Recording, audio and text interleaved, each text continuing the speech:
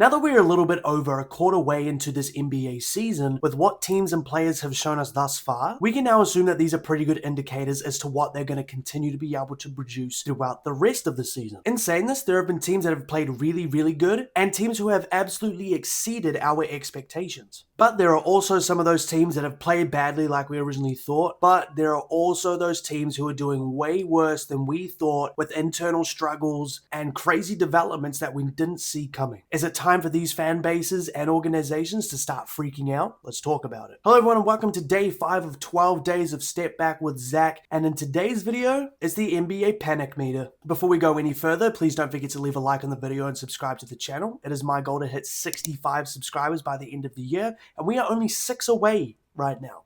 So your subscription would be really greatly appreciated. Thank you. So the way I'm going to do this is I have 5 different organizations and I'm going to give them a panic scale of 1 being, nah, no reason to panic here, all the way to 5 being, it's freak out time. So starting off with a very heavy hitter here, I have the Milwaukee Bucks, and their panic scale, I have given a full-blown 5. The Milwaukee Bucks currently sit as the 10th seed out east and have been super underwhelming, sitting with a record of 10-13. The team is 1-5 without Giannis this season and are currently 10-8 with him. So even with one of the best players in the NBA, they're still playing so averagely. But now that we know Giannis is going to miss even more time due to a calf strain, this does not look good for the Bucks. And with all the trade rumors and speculations going around right now about Giannis, he's most likely gone. So what does this leave for the Milwaukee Bucks? Who knows? But because of that reason, the reason that Giannis wants out and the fact that he is now injured, this is why I have the Bucks at a full-blown 5 on the panic meter. Without Giannis, this team is so piss poor and so underwhelmingly average. Their next best player is Miles Turner. And even though Ryan Rollins has emerged as a most improved candidate, there is no reason to think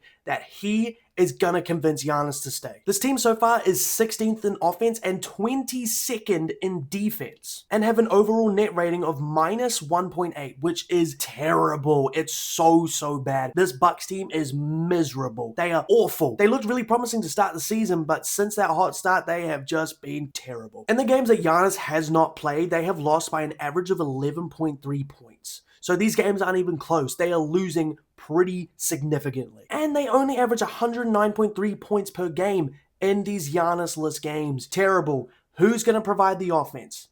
Literally no one. The 109.3 points per game stat would sit them at 29th in the NBA in points per game, only in front of the Brooklyn Nets. So that looks pretty damn terrifying for the Milwaukee Bucks. Giannis is gone. Well, most likely anyway, and I'm pretty sure that the Bucks don't even have the majority of their rights to their 2026 upcoming pick. I'm pretty sure that's going to go to Atlanta. This is a whole swap sort of situation, I think, where Atlanta or New Orleans will get the best Bucks pick, and the Bucks will then receive the worst pick out of Atlanta and New Orleans.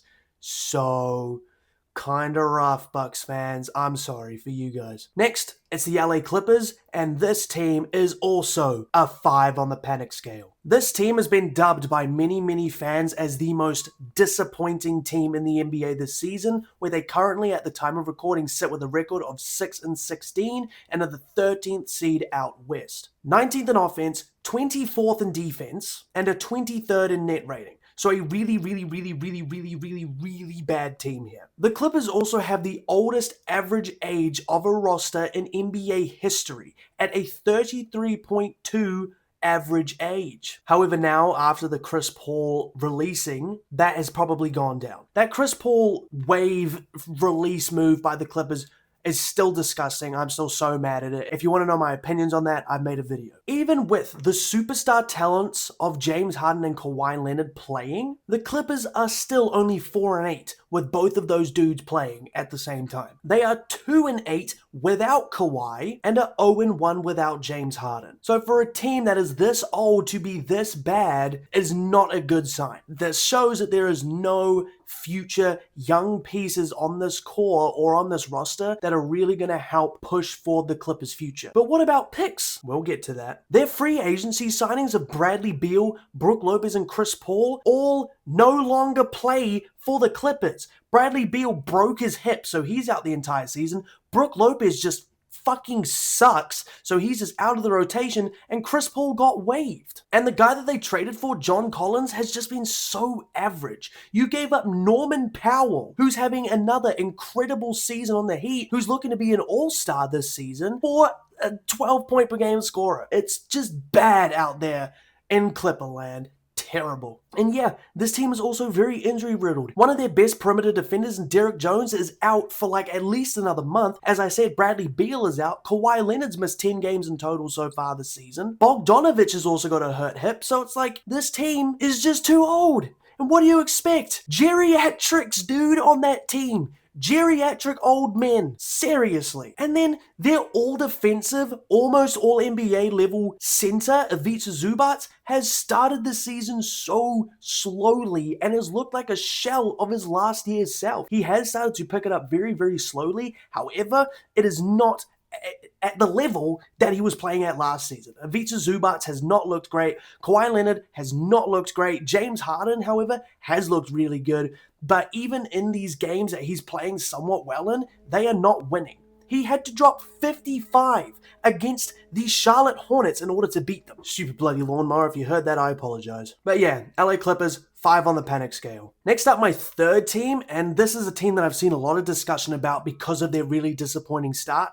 The Cleveland Cavaliers. I have gone with a panic scale rating of just a 2. Yes, the Cavs have been really disappointing so far this season, currently sitting with a record of 13-10 and are the 7th seed out east. But we do need to remember that this team has been dealing with injuries for a lot of the year. Max Strus still hasn't suited up. Hunter's missed time. Garland's only played 8 games. I mean, we really just need to kind of take this record with a grain of salt. I would say the biggest thing that the Cavaliers need to worry about is the lack of improvement from Evan Mobley. Evan Mobley, after coming off, a pretty decent season last year, winning Defensive Player of the Year. However, this was only because of the fact that Victor Wembanyama was not able to get it because he didn't meet the games played threshold, is again just kind of looking the exact same as last year and even slightly worse. Like, there was that tweet where they were talking about how Jalen Duren's putting up a great 24-12 or 20-12 so far this season, and someone retweeted it saying, or captioned it, whatever, saying, and Evan Mobley's continuing to give the same 18-8. That he always does, which is so true. In fact, if we pull up Evan Mobley's stats right here, we see that last year he averaged 18.5 points per game. This season he's averaging 19. Last year he did this on 55.7% shooting from the field. This year that has dropped down 5.5% to a 50.2 field goal percentage. Last year he averaged 9.3 rebounds. This year, just 9. He has, however, turned up his assists per game, going from 3.2 to 4.1. And the defense is the exact same. Still 1 block, still 1.7 to 1.6 blocks per game. His free throw percentage has also gone down 10%, going from 72.5 all the way down to 62.1. His three-point shooting, his volume's only gone up ever so slightly, but he has kept the same efficiency, so that's a positive, I guess. Last year, he had a true shooting percentage of 63.3%, and this year, 58.3%, so that's gone down 5% as well. So yeah, Evan Mobley's just showing no signs of improvement, and he's clearly struggling with the added offensive burden because of the absence of Darius Garland. He's just not been able to fill this role. So what this has really been able to tell me is that Evan Mobley is just not this offensive piece that Kenny Atkinson and the Cleveland Cavaliers have been trying to make him. But also, like I said before, Darius Garland has missed time. He's only played 8 games so far this season, and in those 8 games, he has really struggled, where he's averaging a little over 13.5 points per game on 34.7% shooting from the field. Obviously, he's missed a lot of time. He missed the entire start of the season. He's still trying to get his legs under him. It's just, Darius Garland's going to pick it up. He's a great offensive player. But we need to also remember, right, this team is only at a 2 on the panic scale. They've still got Donovan Mitchell. The dude's one of the best offensive players in the NBA. And when Darius Garland picks it up, Evan Mobley can settle down just a little bit more, not having to have such an offensive burden on him. So he's hopefully going to get that efficiency back up. Darius Garland's going to do better. Hopefully that's also going to mean that Donovan Mitchell can kind of just take a little bit of a step back and relax, get his breath back. And Jared Allen's just kind of going to keep doing Jared Allen things. And then hopefully when Max Strus comes back as well, all will be hunky-dory. So yeah, only a 2 on the panic scale for me for the Cleveland Cavaliers. Next, I have the Golden State Warriors. And I'm going to do a video on the Golden State Warriors at some point, so just keep an eye out for that. However, I have gone for a 4 on the panic scale of the Golden State Warriors. This team has been so bad this season compared to the standard of what they were at last year. They currently sit with an 11-11 record and are the 8th seed out west. Stephen Curry at the moment is also currently injured, and with this, the Warriors are currently 2-4 without him and just suck. The Warriors are so bad without Stephen Curry. But, they still got 2 wins. Yeah, they did. You want to know who those teams were? The New Orleans Pelicans, who are one of the worst teams in the NBA, and the Indiana Pacers, who are also one of the worst teams in the NBA. So these 2 wins are not impressive at all. The 3 best players on this roster, being Stephen Curry, Jimmy Butler, and Draymond Green, are 37, 36, and 35 respectively. This team is also a retirement home, and I'm pretty sure is the 2nd oldest roster in the NBA, only behind the LA Clippers. Yes, they've got better young guys than the LA Clippers, however, Brandon Podziemski is just terrible. He's so bad this season. Jonathan Kuminga started this season really well, but has since been so piss poor that Steve Kerr's pulled him from the rotation again, and he's also been injured. Quinton Post sucks. Moses Moody's been pretty decent. I mean, he's just not really moving the needle for much. And when you look at these pieces and realize that the Warriors turned down a potential Lauri Markkanen trade because they wanted to keep Brandon Podziemski, and turned down a potential Malik Monk trade because they wanted to keep Jonathan Kuminga, you think, this organization's stupid. Mike Dunleavy, what are we doing? It was idiotic and it was stupid. And Draymond Green has way too much say in this organization. I don't fucking know why. The dude is not your franchise's best player. He'd be nothing without Steph. So why are you letting him determine the future of the franchise? That's not Draymond Green. He thinks he's clever. Dude, you're clever on the court. You are not clever for anything else. Let the front office do the front office shit. You are not a general manager. You are a player. Sit down, shut up, dude. Seriously. And I know I'm not some NBA genius, but I mean, come on. When this trade was originally proposed, the Lauri Markkanen trade I'm talking about, I was like, that's a great trade. That's a no-brainer. Nope. Draymond's like, nah, I would rather we keep Brandon Podziemski, because you know why? We're going to pass the fucking torch down to him. When we retire, Draymond, shut up. Shut up, Draymond. Seriously, just shut up. Anyway, the team is currently 23rd in offense, which is insane for a Stephen Curry-led team. However, they are 7th on offense, so they have that going for them. Draymond Green's a great defender. Jimmy Butler's a great defender. The team is just full of really solid defenders as well. And a very, very average net rating of 0.7. It's 16th in the NBA. The reason that I'm not giving them a full-blown 5 on the panic scale is because of Stephen Curry, right? Even though Stephen Curry is entering his twilight years in the NBA, he's still a monster. He's still a beast. He's still Steph Curry. And with this, I can still see some players maybe potentially wanting to come over and play with him just to, help him ride off into the sunset. And Golden State's a pretty desirable market, in California, a lot of money there. And I think that this team could actually make some trades work. Brandon Podziemski's movable. Buddy Hield's movable. Draymond Green's movable. Jonathan Kuminga, if he ends up staying on the team this season, my mind is going to explode because that doesn't seem very realistic. The front office just needs to not be stupid, right? Like the Jimmy Butler contract is kind of nuts, but don't let Draymond dictate what you guys are going to do for your future because that's just fucking ridiculous. And finally, I have gone with the NBA in general, except the Thunder panic scale 5. Why is this? The Thunder are coming off a regular season in which they finished 68-14. 2 wins shy of 70 wins, by the way. But during their playoff run, which eventually led them to winning an NBA championship, they definitely played below their standards. Although in the end, this did not matter. But this year, they currently sit with a record of 21-1 and have only just got J-Dub back. He's played 3 games. And during these 3 games, they've all been pretty close. He's still getting acclimated, but the team still managed to pull through and win those 3. He was also able to properly rest and recover, missing the team's first 19 games because of how dominant the Thunder really are. And when you look as well in the Thunder, dealing with injuries all year.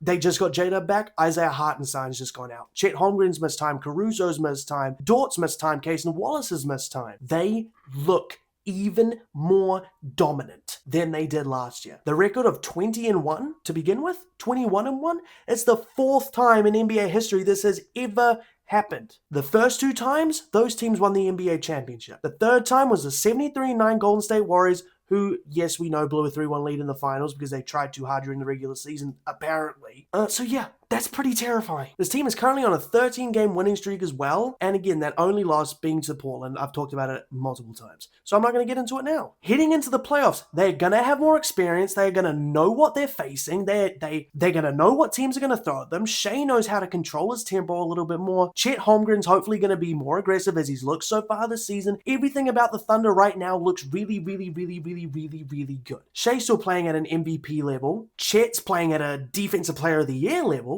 And the way that the team is going, just blowing out teams, he's going to be even more rested. Not playing these fourth quarters, going into the NBA playoffs. I saw this stat recently, which said if Shea played the same amount of minutes as Tyrese Maxey, he would be averaging 39.7 points per game. That's crazy. The ultimate reason that the NBA should be terrified, not just of the Thunder's current dominance, but the fact that the Thunder own the Clippers' 2026 first round pick. And if you haven't heard it enough already or don't know what I'm talking about, this upcoming 2026 NBA draft class is stacked with top tier talent.